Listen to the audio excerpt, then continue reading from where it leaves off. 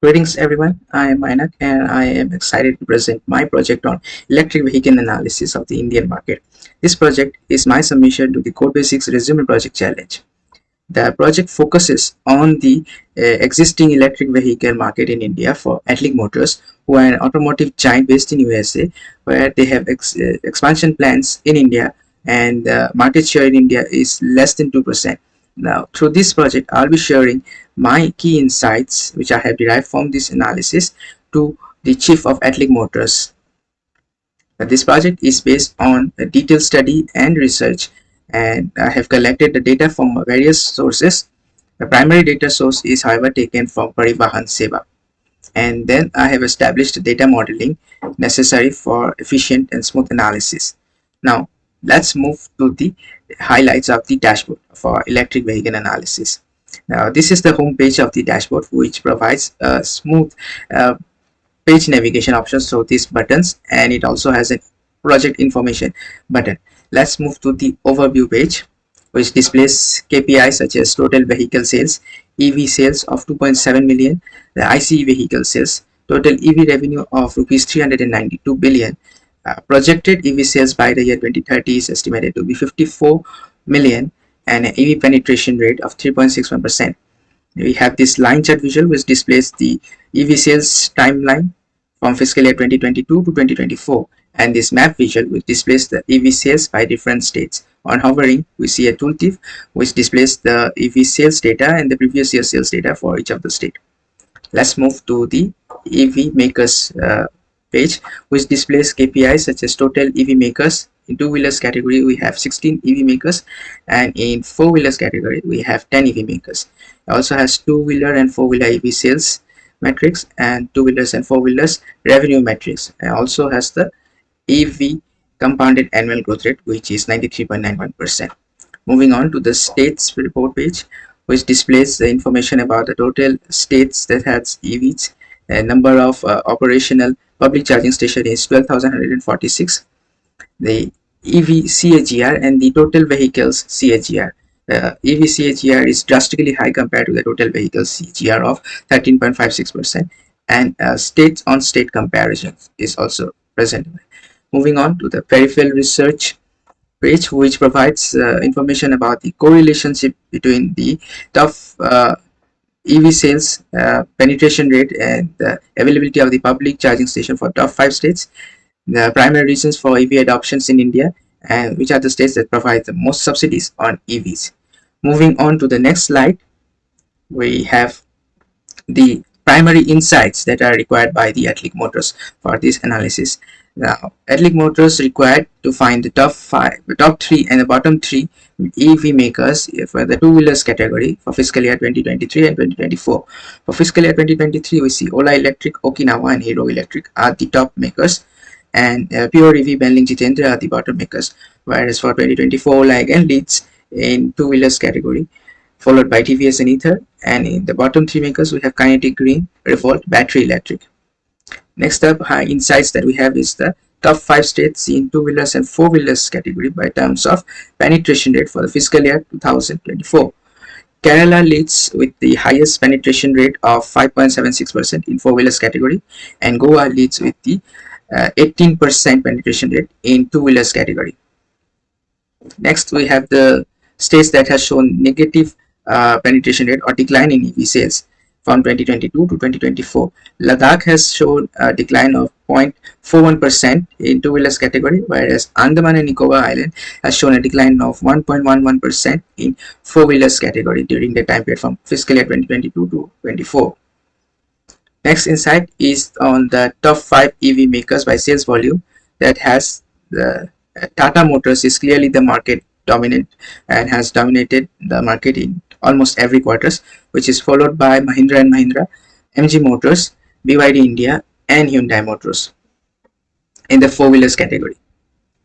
Up next is the comparison between Delhi and Karnataka of the EV sales and the penetration rate. In Delhi, the number of EV sold is 46,000, and the previous year's data is 44,000.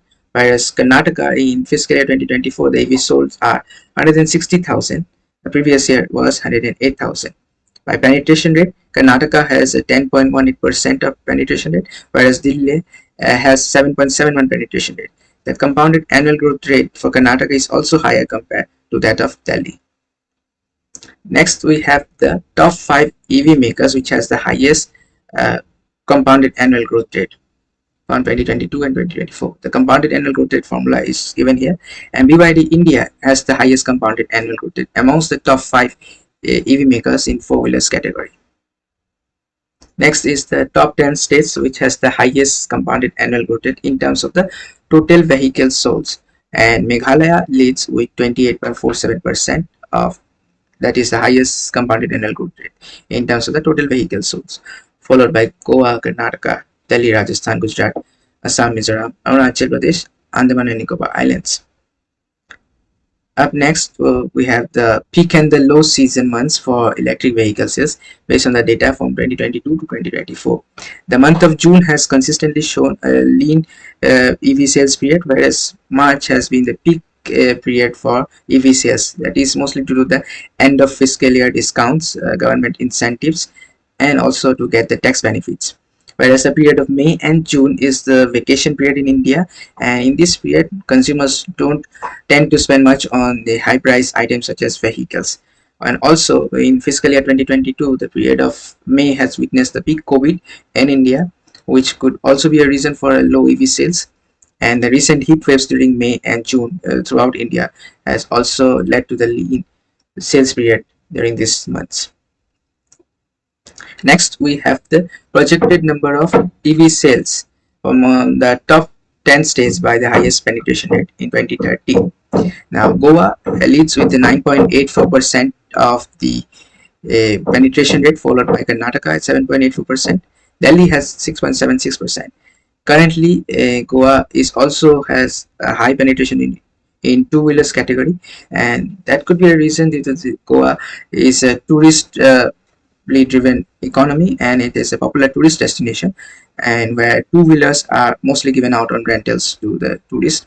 Being a tourist friendly state, the government of Goa has a strong push for eco-friendly image, which also aligns to a higher adoption rate in Goa.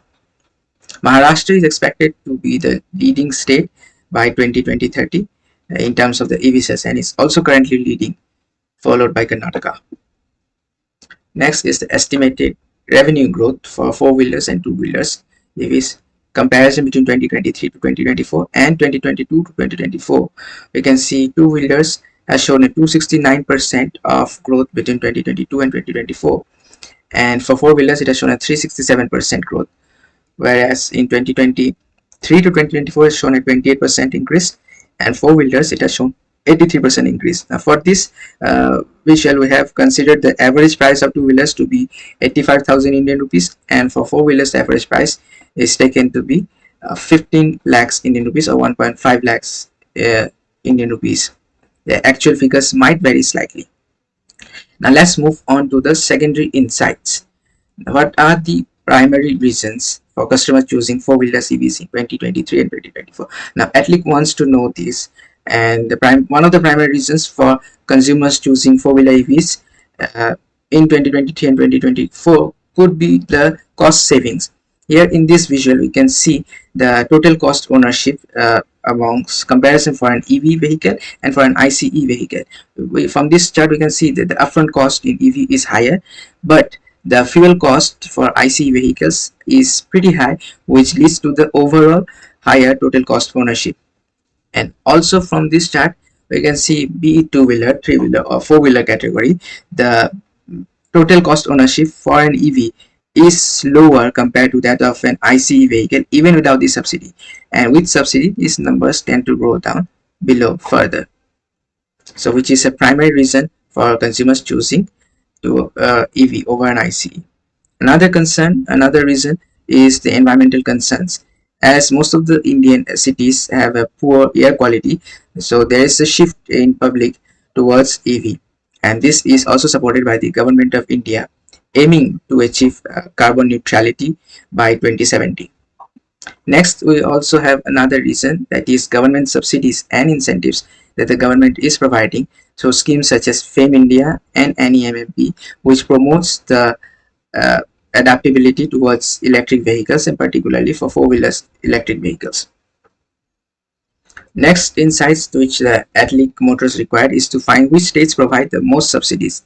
Now this data is taken from the Tata AIG report, which shows the maximum subsidy provided on two-wheelers and four-wheelers. Maharashtra is the state which provides the maximum subsidy on two-wheelers, that is 25,000, and on four-wheeler, that is 2.5 lakhs.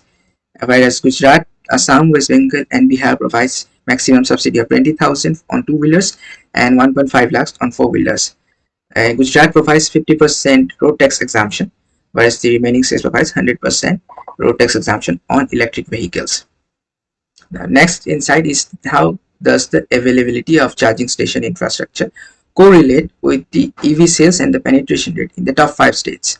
From the top 5 states on EV sales data, we can see that the correlation comes to be a high positive value of 0.64. A high positive value in correlation indicates that with the increase in EV sales, the number of public charging station is also bound to increase. Next insight which the Atlic Motor needs is that what would be the ideal state in India where Atlic Motors can start a manufacturing unit. For this, we have to consider certain criteria such as political and business stability. The top 5 states are Andhra Pradesh, Gujarat, Kerala, Tamil Nadu, Karnataka. The states which provides the most subsidies on EVs, ease of doing business, EV adoption rate, and the total operation public charging station available. This data is being taken from various reports such as ANI, Tata AIG, BRAP and JMK report, and based on this data we can see that Karnataka is the state which has appeared in 4 out of these 5 criteria, whereas Maharashtra has appeared in 3 out of these 5 criteria.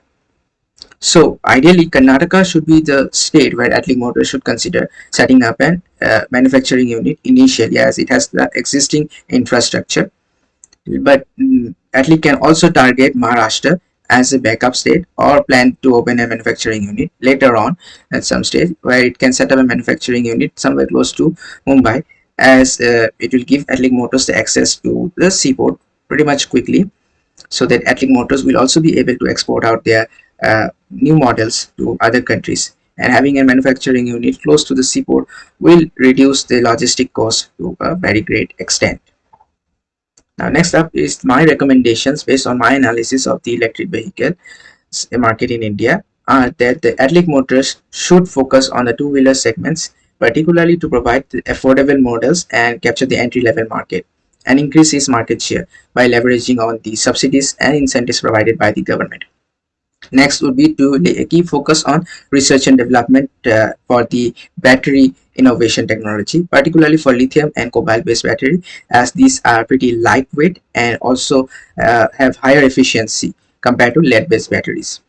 And having lithium and cobalt based batteries will also increase the lifetime of the battery, which would make it even further most cost effective for the consumers of India, who are pretty much sensitive towards price. Next recommendation would be to strengthen the charging infrastructure by engaging in public and private partnership to install public charging station in high traffic areas such as malls, parking lots, railway stations and airports.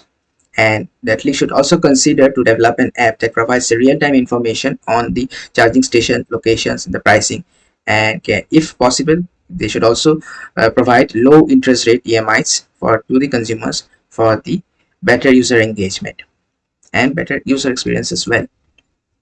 Next recommendation should be who should be the brand ambassador for Atlic Motors India. For brand ambassador, he or she should be someone who is a motor enthusiast, has a pan-India reach, has a widespread popularity, and also doesn't have an existing motor endorsement, ensuring that there is no conflict of interest, and is also a youth icon. And can you guess who should be the brand ambassador for Atlic Motors India, who fulfills all of these criteria? And that is Neeraj Chopra. He is someone who is a two-time Olympian, and he is a global icon, not only in India icon, but he also has a very widespread popularity as a pan-India reach, and also he doesn't has currently any brand endorsement, so which ensures that there are no conflict of interest. So Neeraj Chopra should be an ideal candidate to be the brand ambassador for Atlic Motors. Up next is that's it. So thank you for sticking around till the end, and I would like to know from you all If you are considering to shift towards an electric vehicle in near future,